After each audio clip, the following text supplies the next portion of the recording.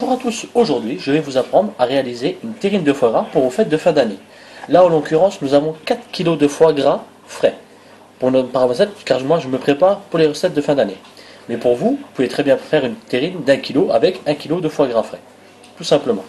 Donc vous prenez vos 1 kg de foie gras frais et vos 12 g de sel, car pour 1 kg de foie gras, la recette est immuable, c'est 12 g de sel au kilo. Donc, vous prenez vos 12 g de sel et vous assaisonnez votre foie gras comme ceci. Voilà.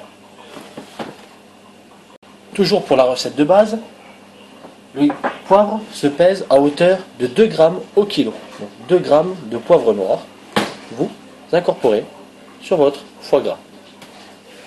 Une fois que vous avez salé et poivré avec les bases de toute recette, après ça, vous pouvez l'assaisonner comme vous voulez. Donc moi, pour ma recette, je rajoute 3 g de paprika, du paprika doux ou fort, ainsi que 10 g de sucre semoule.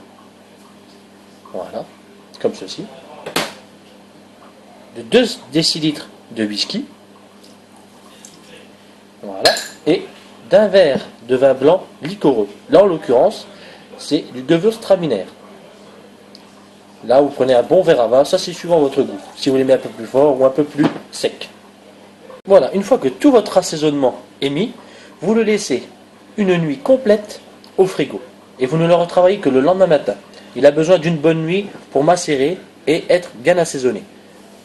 Après l'avoir laissé toute une nuit macérer, vous vous munissez de 2 gants et vous allez malaxer votre foie gras. Vous y allez franco, vous cassez les morceaux, comme ceci. Voilà. Et vous faites le mélange, que tout le liquide et le sel, le sucre, tout ce que vous avez mis en assaisonnement ne fasse plus qu'un avec le foie gras. Voilà, notre mélange réalisé, il faut qu'il reste, vous voyez comme ceci, des gros morceaux. Car à la cuisson, ces gros morceaux vous permettent de répandre la chaleur dans la terrine. Une fois que cette opération est réalisée, nous allons pouvoir passer au moulage des terrines. Voilà, une fois que vous avez trouvé la terrine que vous voudriez pour mouler le foie gras, vous passez au remplissage. Donc vous vous munissez d'un gant de nouveau propre et vous prenez le foie gras que vous tassez. Et là je dis bien, il faut bien tasser au fond du moule. Car si vous ne tassez pas assez, la graisse va s'accumuler des fois au milieu ou au fond de la terrine et vous allez avoir un foie gras beaucoup trop gras. Donc, vous remplissez, n'ayez pas peur d'en mettre. L'excédent, on enlèvera après. Donc, à chaque fois que vous mettez une couche, vous tassez. Voilà. Comme ceci.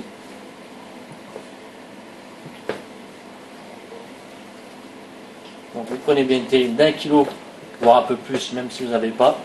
Ce n'est pas très grave. Voilà. Arrivé à ce stade, vous tassez la terrine.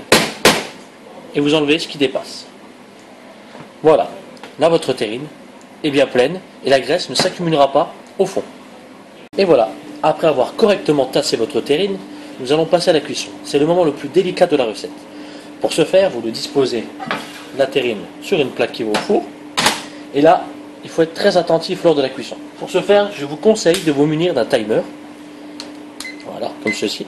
Et de le régler sur 7 minutes. Oui, car cette recette de foie gras se cuit pendant 7 minutes à 180 degrés ou thermostat 7 au four. Donc je répète, pendant 7 minutes à 180 degrés. Pas plus, pas moins.